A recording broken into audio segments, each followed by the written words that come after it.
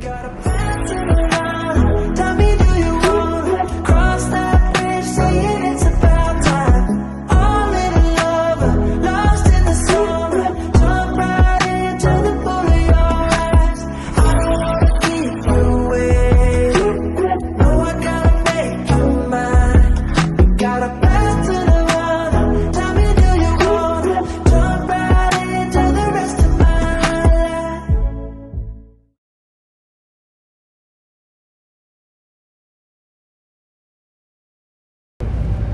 Hi everyone. ඔයාලා හැමෝම ගොඩක් ආදරෙන් පිළිගන්නවා Daisy Maldives YouTube channel එකට. ඉතින් වැකේෂන් ගිහිලා ආවට පස්සේ Maldives වල ඉඳන් ඔයාලත් එක්ක share කරගන්න first vlog එක තමයි අද අපි කරන්නේ. ඉතින් අද අපි හිතාගෙන ඉන්නේ Hulhumale phase 2 කොහොමද කියලා බලන්න යන්න. ඇත්තටම මාලේ අගනගරේ තියෙන අධික ජනගණත්වය පාලනය කරන්නම නිර්මාණය කරපු දෙවන ප්‍රධාන නගරය තමයි Hulhumale. ඉතින් Hulhumale phase 2 ගොඩක් සැලසුම් සහගතව ලස්සනට නිර්මාණය කරපු අලුත් නගරයක්. අපි ගිහිල්ලා බලමු ඒකේ තොරතුරු කොහොමද කියලා.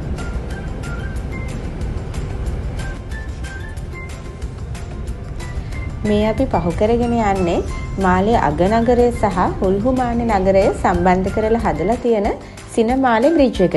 ඉතින් මේ බ්‍රිජ් එකෙන් එහාට Hulhumalට තමයි අයිති වෙන්නේ.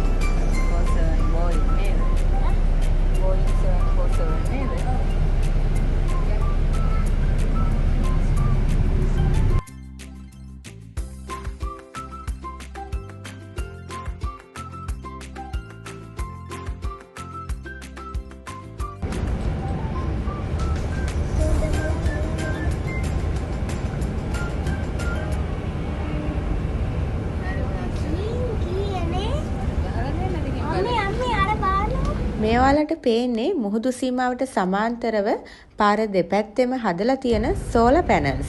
ඉතින් මේ ප්‍රොජෙක්ට් එකත් විදුලි බල උත්පාදන අවශ්‍යතාවය වෙනුවෙන් දැවැන්ත ව්‍යාපෘතියක් විදිහට වැඩ ආරම්භ කරලා මේ වන විට අවසන් අදියරේ පසු වෙනවා.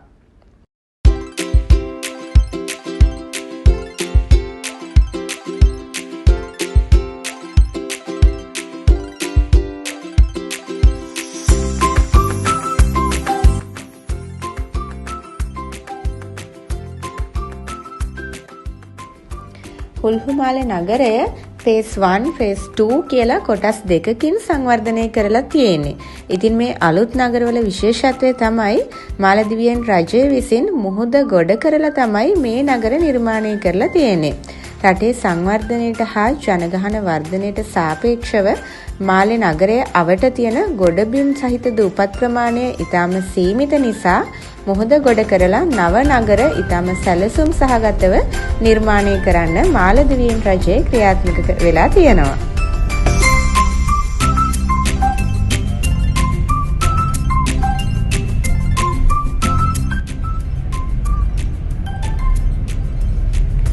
මාලේ අගනගරයේ ඉඳන් එනකොට ඉතින් මාලේ අගනගරයට සාපේක්ෂව Hulhumale නගරය ඉඩකඩ සහිත නිදහස් බවක් අපිට නිතරම දකින්න පුළුවන්. ඉතින් විදේශයන් වලින් රැකියාවලට සංක්‍රමණය වෙලා තියෙන බොහොමයක් වෘත්තිකයන් මේ වෙනකොට Hulhumale නගරයට සංක්‍රමණය වෙන ප්‍රවණතාවයක් අපිට දකින්නට ලැබෙනවා. ඒ වගේම තමයි ඉතින් හවසට පාක් එකකට ගියත් අපිටත් ලංකාවේ ෆැමිලිස් ගොඩක් දැන් හම්බ වෙනවා Hulhumale නගරයෙන්. මේ ඔයාලා දකින්නේ Hulhumale phase 1 සහ phase 2 වෙන් කරන කෙටි පාලම. ඉතින් මෙතනින් එහාට අලුතින්ම ගොඩ කරලා නිර්මාණය කරලා තියෙන phase 2 කොටසට තමයි අපි යන්නේ. ඉතින් මේ හරියේ අවට පරිසරය හරිම ලස්සනයි. මුහුදට මුහුණලා ජනාවාස වලට ඇපාර්ට්මන්ට් කම්ප්ලෙක්ස් ඉදි කරලා තියෙනවා. ඉතින් Hulhumale ජීවත් වෙන එකේ තවත් වාසියක් තමයි අනිත් සියලුම පහසුකම් වගේම මේ ඇපාර්ට්මන්ට්ස් වල වැඩි ඉඩ කඩක් තියෙනවා. ඒ වගේම තමයි නවීන ඇපාර්ට්මන්ට් එකක් මෙහෙන් අපිට අඩු මුදලකට ගන්න පුළුවන් මාලේ සිටි එකට සාපේක්ෂව.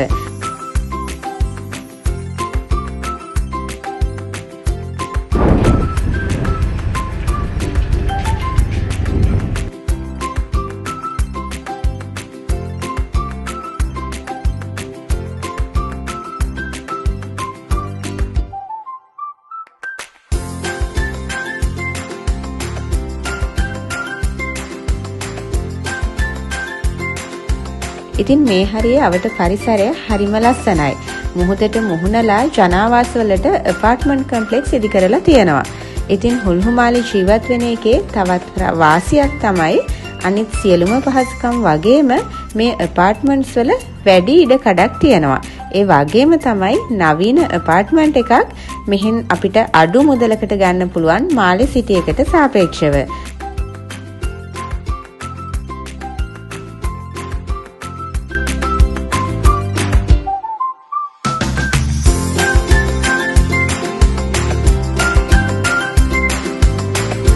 ඉතින් මේ දිගටම තියෙන්නේ මිනිසුන් පදිංචි වෙලා ඉන්න ඇපාර්ට්මන්ට්. ඉතින් වීඩියෝස් කරගන්න පහසු නිසාම අපි මේ හුල්හුමාලේ ෆේස් 2 බ්ලොග් එකත් ඔයාලට බස් ටූර් එකක් විදිහට තමයි අරගෙන ආවේ. ඉතින් බස් එකේ නැතුව අපි ටැක්සි එකක එනවා නම් එහෙම කාර් ටැක්සි එකක එනවා නම් මාලේ අගනගරේ ඉඳන් හුල්හුමාලේ ෆේස් 1 වලට මෝල්ඩිවියන් රුපියල් 85ක වගේ මුදලක් අය කරනවා. ෆේස් 2 වලට මෝල්ඩිවියන් රුපියල් 100ත් 120ත් අතර වගේ මුදලක් අය කරනවා.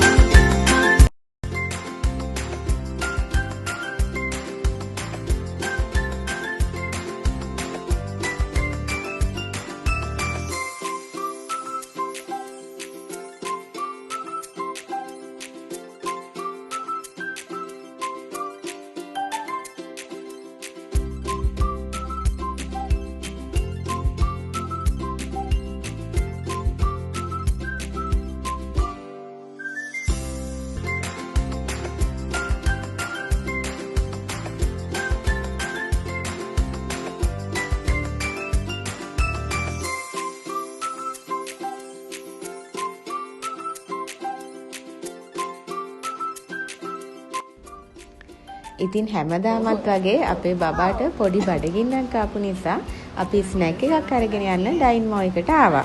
ඉතින් ඩයින්මෝ එකේ තියෙන මේ ග්‍රීන් ඇපල් ජූස් එක හරිම රසයි. මම නම් ඒක තමයි ඕඩර් කරේ. පුතාට නම් ඒක හොඳ නැහැ. තාම හෙම්බිරිස්සාව තියෙන නිසා. ඉතින් ස්නැක් එක එනකන් මගේ හස්බන්ඩ් මේ වීඩියෝ කරලා පෙන්නන්නේ අපිට අපේ අවට පේන ඇපාර්ට්මන්ට් කම්ප්ලෙක්ස් කොහමද කියලා.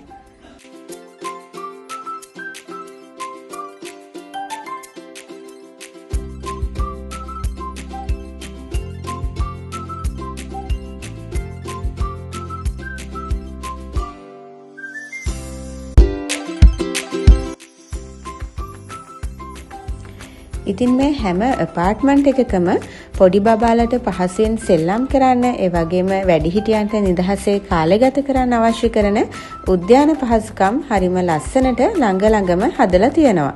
ඒ වගේම තමයි children's play area, ව්‍යායාම මධ්‍යස්ථාන, සුපර් මාකට් වගේ හැම පහසුකමක්ම ඇපාර්ට්මන්ට් කම්ප්ලෙක්ස් එකට යාබදව ඉදි කරලා තියෙනවා.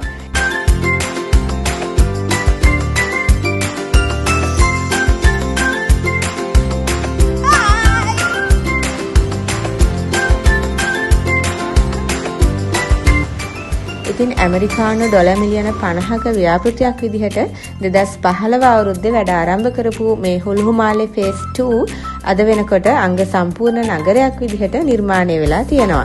හෙක්ටයාර් 244ක භූමි ප්‍රමාණයක් මේ නගරයට අයිති වෙනවා.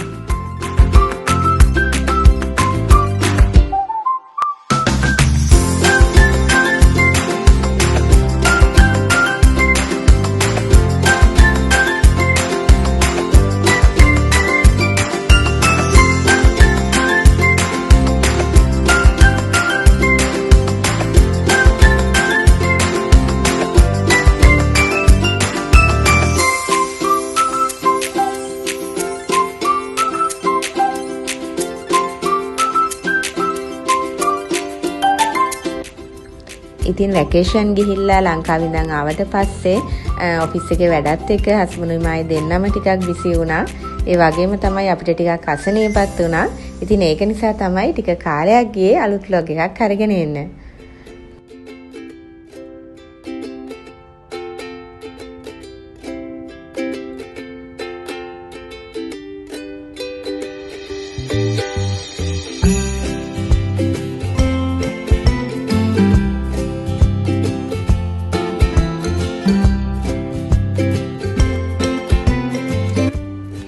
ඉතින් තවත් අලුත් සතියක ලස්සන vlog එකකින් මුණ ගැහෙනකම් ගිහිලා එන්නම්.